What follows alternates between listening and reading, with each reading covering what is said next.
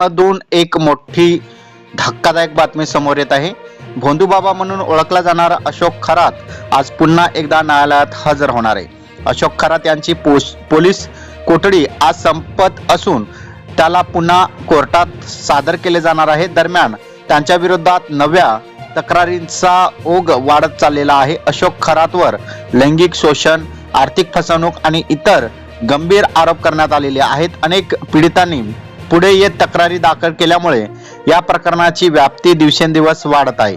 या पार्श्वभूमीवर SIT कडून त्यांची कोठडी वाढवण्याची मागणी केली जाणार आहे।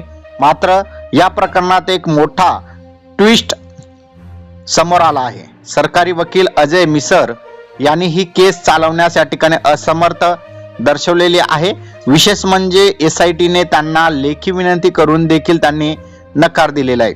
2011 मुंबई साखळी बॉम्बस्फोट प्रकरणासह इतर महत्त्वाच्या खटल्यामुळे वेळ देणे शक्य नसल्याचे त्यांनी सांगितलेले आहे। दरम्यान आता या प्रकरणात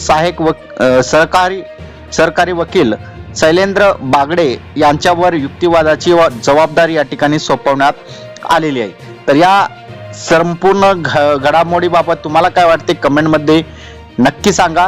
महाराष्ट्रातील सर्व जनतेचं या निकालांचं या ठिकाणी जे आहे लक्ष लागलेलं आहे। हा व्हिडिओ तुम्हाला कसा वाटला कमेंटमध्ये नक्की सांगा। धन्यवाद।